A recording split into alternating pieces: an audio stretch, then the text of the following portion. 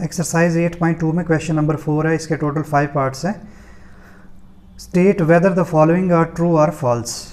True और false पता करना है और जस्टिफाई करना है कि जो ट्रू है वो क्यों है, अगर वो फॉल्स है तो वो क्यों है। ठीक है बच्चों, सबसे पहले कि गिवन है कि साइन ए प्लस बी जो है साइन ए और साइन बी के बराबर है। इसको हमने चेक करना है कि ऐसा होता है कि नहीं। हम कैसे शुरू करेंगे, लेट मान लेंगे लेट ए जो है ए इक्वल टू 30 डिग्री है और बी मानते हैं बी की वैल्यू कितनी है 60 डिग्री है। लेट लेके चलते हैं, मान के चल रहे हैं। तो साइन ए प्लस बी कितना होता है, यानी 30 प्लस 60 कितना हो जाएगा, ये साइन हो जाएगा 90 डिग्री। साइन 90 डिग्री की जो वैल्यू है वो कितना है हमारे पास, वो 1 होती है। ठीक है, अब क्या करेंगे, इस साइड वाली इक्वेशन में पुट करेंगे। तो क्या है, sine A plus sine B equal to sine of A की जगह पर पुट करेंगे 30 डिग्री। ठीक है, साइन ए की जगह पर ए की वैल्यू क्योंकि 30 डिग्री है, प्लस साइन ऑफ बी की वैल्यू की जगह पर 60 डिग्री पुट करेंगे। ठीक है बच्चों, तो ये क्या आ जाएगा, साइन 30 की वैल्यू क्या होती है हमारे पास, साइन 30 की वैल्यू होती है हमारे पास 1/2 और साइन 60 की वैल्यू कितनी होती है, ये होती है √3/2। ठीक है बच्चों, ये एलसीएम निकालेंगे तो ये आ जाएगा 2, ये आ गया 1 + √3। ठीक है बच्चों, तो ये sign A plus sine B की वैल्यू आ गई है ये, और साइन ए प्लस बी यानी इसकी वैल्यू आ गई 1। तो ये इक्वेशन 1 मानते हैं, इसको मानते हैं हम इक्वेशन 2। ठीक है, सिंस क्या लिखेंगे हम, since equation 1 is not equal to equation 2। ठीक है, इक्वेशन 1 जो है वो इक्वेशन 2 के बराबर नहीं आ रही है। ठीक है, तो इसीलिए हम क्या बोलेंगे कि साइन ए प्लस बी जो है वो इसके बराबर नहीं होता है। हैंस क्या लिखेंगे, hence sine of A plus B equal to sine of A plus sine B, ये क्या है, it is a false. False क्यों है, जस्टिफिकेशन हमने दे दी, लेट करके हमने वैल्यूज़ डाल के हमें उसको बता दिया कि अगर हम इसकी वैल्यू ए की 30 मान लें, बी की 60 है और इनकी वैल्यूज़ पुट करेंगे हम, तो जो दोनों साइड जो वैल्यूज़ आ रही हैं वो डिफरेंट आ रही हैं। ठीक है, इस साइड जो वैल्यू है वो आ रही है 1 और इस साइड वैल्यू जो है वो आ रही है 1 + √3/2, जो कि बराबर नहीं है, इक्वल नहीं है। तो इसीलिए ये इक्वेशन भी जो है वो इक्वल नहीं होगी, तो ये क्या है, फॉल्स है। सेंस इतने इक्वल टू इतने इज़ फॉल्स। ठीक है बच्चों, ये जस्टिफिकेशन हमने दे दी। अब इसके सेकंड पार्ट की तरफ चलते हैं।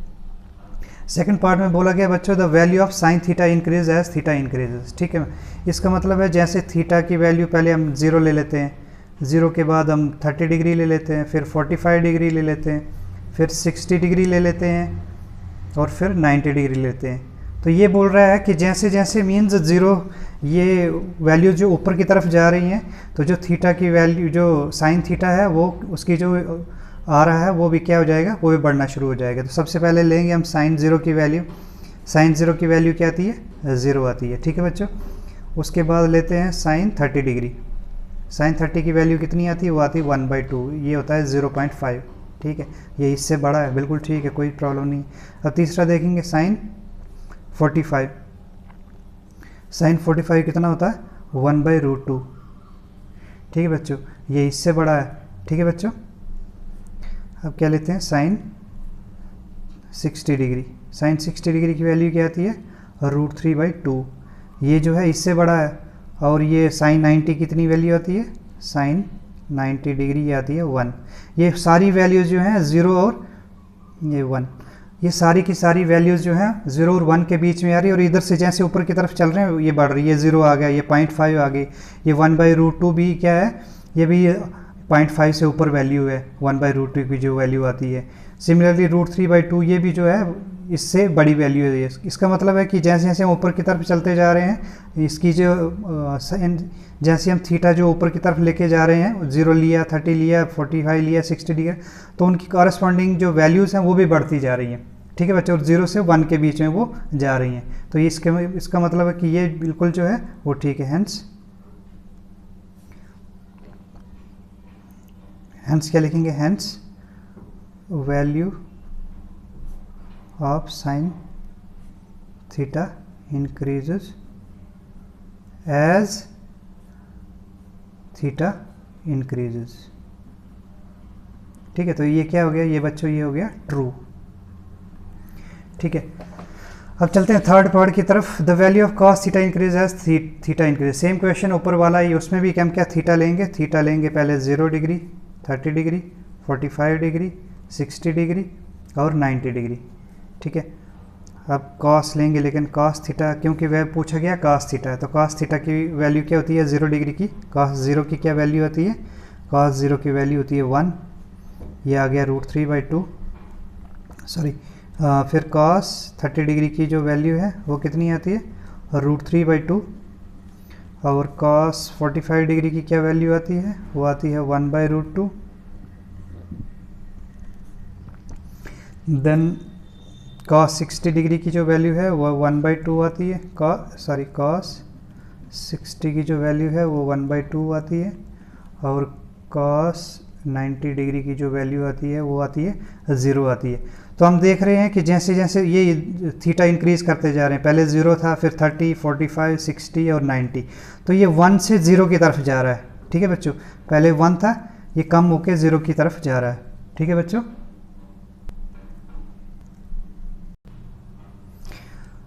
तो हमने क्या डिटरमाइन किया कि जैसे जैसे वैल्यूज इंक्रीज़ करते जा रहे हैं, थीटा की वैल्यू इंक्रीज़ करते जा रहे हैं, तो उसकी जो कॉस थीटा की वैल्यू है वो डिक्रीज़ होती जा रही है। तो इसके लिए ये क्या हो जाएगा, हैंस क्या लिखेंगे, hence value of cos theta decreases, DCRE decreases as theta increases.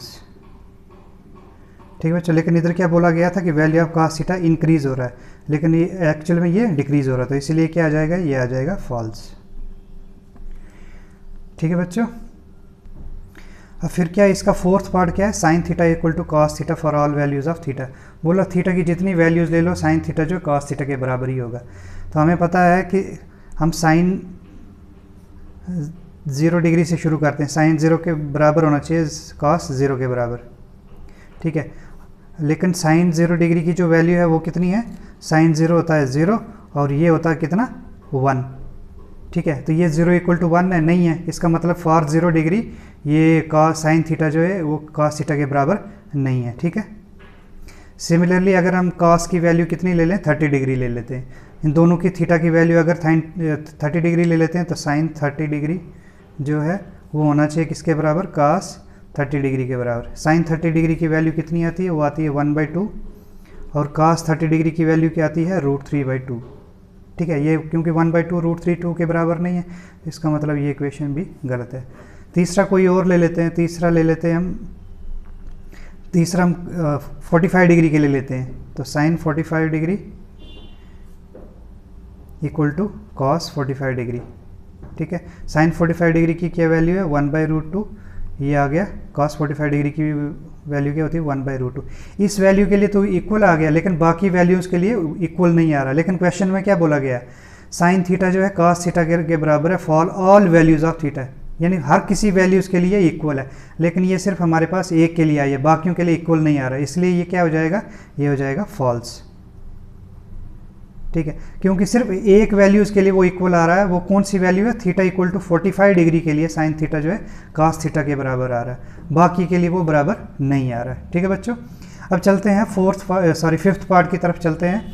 Fifth part है cos of A is not defined for A equal to 0 degree. ये हमने बताना है कि वो है या नहीं है।